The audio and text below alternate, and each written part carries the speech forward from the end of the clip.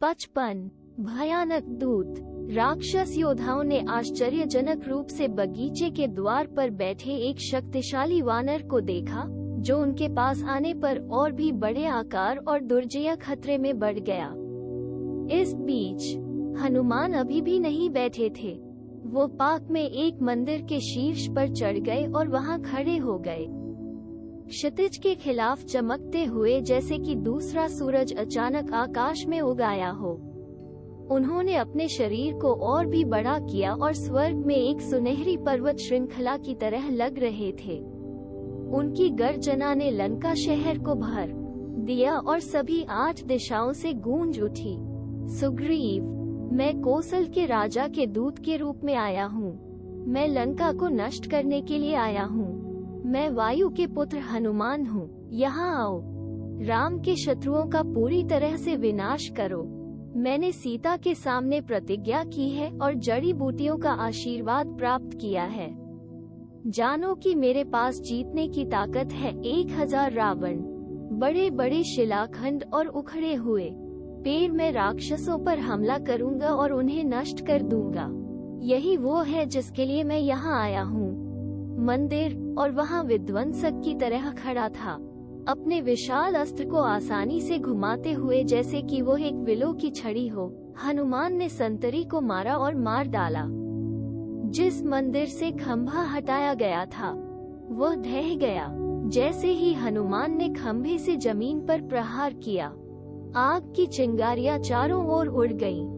सुग्रीव की सेना में मुझसे अधिक शक्तिशाली वानर हैं और वे जल्द ही यहाँ होंगे। वो दहाड़ा, आप और आपका राजा और आपका शहर, जड़ और शाखा उनके द्वारा नष्ट कर दिए जाएंगे।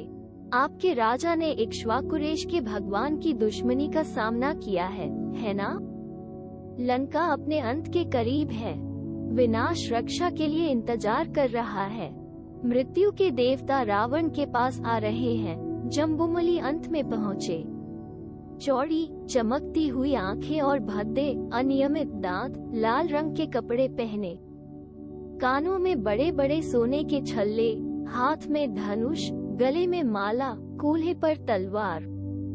वो वज्र की तरह गड़गड़ाते हुए रथ में आया। हनुमान की दृष्टि विशाल खच्चरों से खींचे जा रहे रथ पर है और वो तैयार हो गया। अपने रथ में बैठे जम्बूमली ने धनुष चढ़ाया और दीवार पर बैठे मारुति पर कुछ तीर चलाए। उन्होंने उसके चेहरे को घायल कर दिया और खून खींच लिया, जिससे उसके चेहरे की सुंदरता बढ़ गई। यह ऐसा था जैसे स्वर्ग में अचानक लाल कमल खिल गया हो। घावों ने हनुमान को क्रोधित किया, जिन्होंने एक बड़ा पत्थर उठाया और उसे रथ पर फेंक दिया। उन्होंने 1 साल के पेड़ को उखाड़ा और उसे घुमाकर जम्बूमाली पर फेंक दिया। फिर उसने मंदिर से एक विशाल लोहे की छड़ निकाली और उसे रथ पर निशाना बनाया और उसे चकनाचूर कर दिया और जम्बूमली के विशाल शरीर को एक आकारहीन द्रव्यमान में कुचल दिया, जिसमें न तो सिर और न ही अंग अलग हो सके। इस लड़ाई का मुद्दा विधिवत रूप से रावण को बताया गया था। वो चकित रह गया। ये वास्तव में कुछ अजीब है, उसने खुद से कहा। ये जानलेवा जानवर कोई जानवर नहीं है, निश्चित रूप से एकमात्र बंदर नहीं है। यह मेरे पुराने शत्रुओं देवताओं द्वारा मुझे परेशान करने के लिए रचा गया कोई नया प्राणी है। अल्पविराम, जो पहले की तरह प्रवेश द्वार के शीर्ष पर तैनात था और तिरस्कार पूर्ण बेफिक्री में जोर से हंस रहा था। ओह, क्या तुम आ गए हो?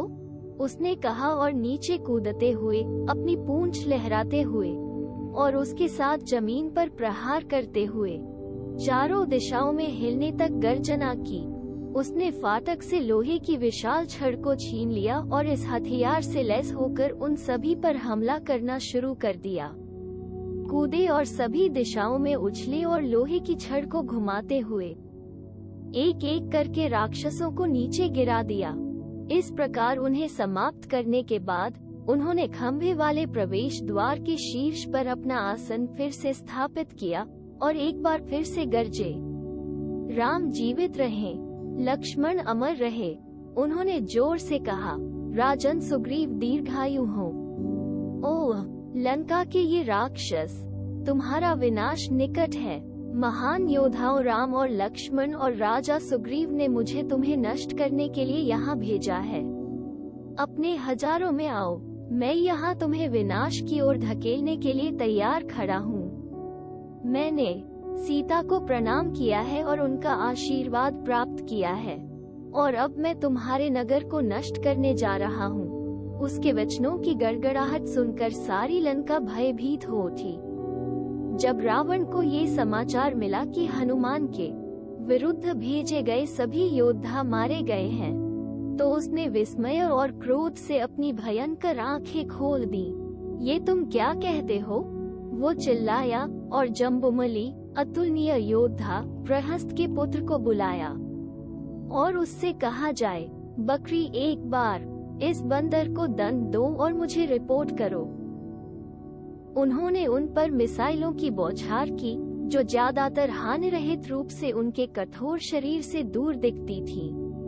प्रत्येक तीर या तीर के साथ जो उसे मारा गया, वो कद और प्रचंडता में बढ़ता गया और चारों ओर से ऊर्जा के साथ उन्हें चट्टानों और विशाल वृक्षों के बोलों से तब तक पीटा गया जब तक कि सभी नेता कुचले और मारे नहीं गए, और बचे हुए लोग घबराहट और निराशा में भाग गए। उसने बाग गेट के शीर्ष पर पत्थर की लड़ाई पर अपनी सीट फिर से शुरू कर दी। हनुमान को पकड़ने के लिए भेजी गई सेना की हार और उसके 5 सर्वश्रेष्ठ कमांडरों के वध के बारे में सुनकर रावण के दिल में पहली बार डर आया।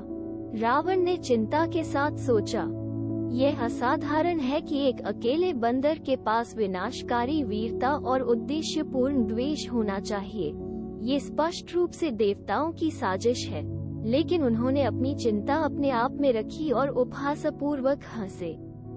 उसने अपनी महान परिषद के सभी सदस्यों को चारों ओर देखा। उनका पुत्र वीर अक्ष युद्ध के लिए सबसे आगे खड़ा था और गर्वित पिता ने उसे प्रचंड शत्रु के खिलाफ युद्ध के लिए आगे बढ़ने का आदेश दिया। यौवन और स्वास्थ्य के साथ दीप्तिमान और खुद को अलग करने के इस अवसर पर उच्च साहस के साथ चमकते हुए अक्ष जीत के प्रति आश्वस्त होकर एक चमकदार रथ में आगे बढ़े।